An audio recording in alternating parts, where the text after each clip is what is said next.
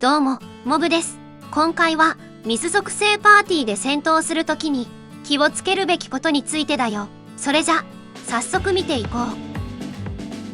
う。まずは、今回の動画の趣旨についてだよ。今回は、高坂雫ではなく、水属性パーティーとして見た時の、欠点について話していくよ。早速本題に移るよ。今回、注目すべきなのは、メイリンの専用武器、フィッシングキャットだね。また、この専用武器の効果は、サイドウィップ、つまり、コア攻撃を使用すると、攻撃力が最も高いパーティーメンバーに、メイリンの最大 HP2000 ごとに、ダメージ 1% 増加の効果が、12秒間付与されるよ。そして、ダメージ増加の効果は、最大で 16% になるよ。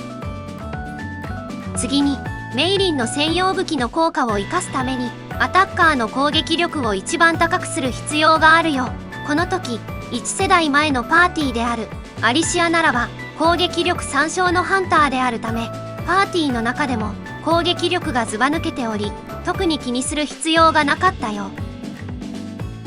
しかし、最新の水属性パーティーのアタッカーである純白の剣姫、高坂雫は防御力3勝のハンターであるため、攻撃力がそこまで高くないことが問題だよ。つまり、メイリンの専用武器の効果を生かすためには、この3人の攻撃力の数値を調整し、高坂雫の攻撃力を一番高い状態にする必要があるということだよ。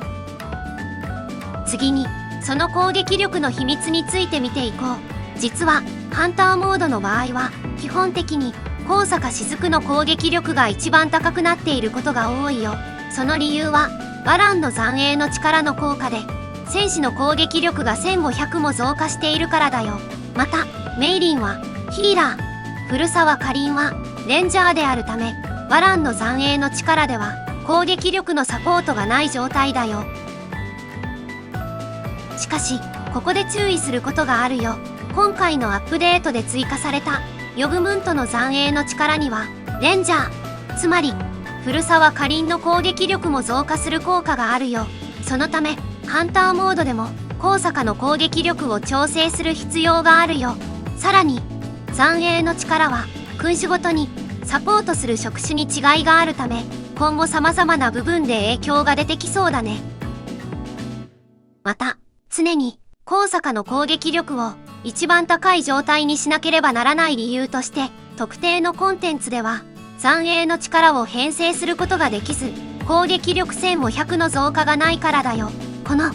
残影の力を編成できない主なコンテンツとしては、シミュレーションゲートや破滅の力、ギルドボスになるね。次に、高坂雫の攻撃力を高くするために、3人の基礎値を調べていこう。まずは、古沢かりん。古沢かりんは、HP3 勝のハンターで、106レベル時点での攻撃力は4894と、そこまで高くない感じだね。次は、高坂雫だよ。高坂雫の106レベル時点での攻撃力は5329と、古沢かりんより高いことがわかるね。次は、メイリンだよ。メイリンの106レベル時点での攻撃力は5545と、高坂雫より217高いことが分かったよ。つまり、一切無駄なく、アーティファクトやコアを組んで、ステータスを完成させた場合、高坂雫ではなく、メイリンの攻撃力が一番高くなってしまい、専用武器の効果が高坂雫にいかなくなってしまうよ。次は、高坂雫の攻撃力が一番高い状態にする方法だよ。まず、一つ目は、右のアーティファクトのように、サブオプションに、攻撃力%または追加攻撃力を入れることだね。しかし、高坂雫は水属性パーティーのアタッカーであり、チームファイトモードや黒曜石アーティファクトを使用する場合には魔力消費量減少が大きく必要となるため、ちょっと気が引けるよね。次に、2つ目の方法としてメイリンのマインドコアを追加攻撃力ではなく攻撃力%のものをつけてあげよう。これは、先ほども説明したように、メイリンの基礎攻撃力は5545であり、攻撃力%のコアをつけることで、攻撃力の数値を小さくすることができるよ。実際にレベル15のコアの場合は3500ぐらい小さくなるよ。しかし戦闘力が若干落ちてしまう可能性はあるけど、そこまで戦闘に影響はないかな。またこの仕組みを利用してギルドボスなどで使用する各位の天使アーティファクトの戦闘力の調整もできるよ。次にメイリンの専用武器の効果の判定についてだよ。まず前提として判定要素に残影の力が影響している時点で次元進化やその他のバフ要素の計算も含まれるということだよ。さらに個人的に検証をした結果、かなりめんどくさい仕様だったので、できるだけわかりやすいように説明するよ。はじめに編成画面での高坂雫の攻撃力を確認するよ。自分の場合は10640で、そこに残影の力を使用できるコンテンツの場合は先に合算させ12140になるよ。次にバフ要素を確認し、次元進化で 15%、ギルドバフで 4.25%、メイリンの凸効果で 16% だったため 12140×1.3525 で高坂の攻撃力は16420ということが判明したよ。つまりメイリンや古沢かりんの攻撃力が16420を下回れば良いということがわかるね。次にメイリンや古沢かりんの攻撃力も算出するよ。ここでなぜ計算する必要があるかというと、次元進化の効果が判定に含まれるからだよ。基本的には古参のハンターであるメイリンの凸数が高い傾向にあるため非常に厄介だよ。今回もメイリンの凸数が高坂より1凸分上回ったため、メイリンに適用されるバフの合計が 38.25% になるよ。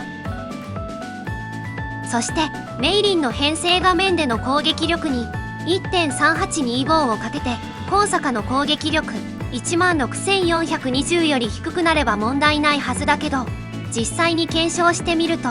16438が分岐点になったよ。これは16420より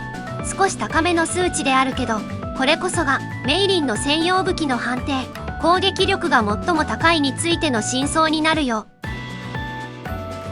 結論として攻撃力が最も高いハンターを決める上で、同値の処理を避けるために 1.001 倍されているということが分かったよ。さらにこの 1.001 倍は高坂ハンターのみに適用されているので、多少は判定をもらいやすくはなっているかな。それでも次元進化が適用されることが非常に大きく働くため、不満がある中でも本体の凸を重ねるか専用武器を製作して凸数を上げるとややこしい計算も必要なくなるよ。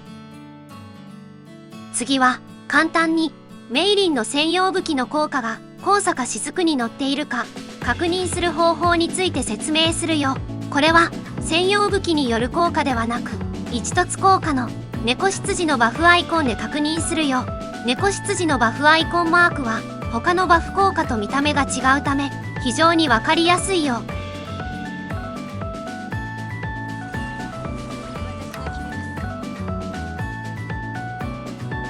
そして高坂雫の攻撃力を一番高くすることで高坂雫の受けるダメージも抑えることができるよ。高坂雫は基本的に高い防御力を生かして避けることはせず、攻撃に特化した動きをするよ。そのためダメージを比較的受けやすいので、猫つづじ効果を発動させ 64% をメイリンが受け持ってくれるようにしよう。さらに猫羊効果にはスーパーアーマー効果も8秒間ついているため、高坂雫の通常スキル1に疑似的にスーパーアーマー効果がつくことになるよ。この効果さえあれば割と動きやすいハンターになるので、メイリンの専用武器を生かすためにパーティーメンバーの攻撃力を確かめてみよう。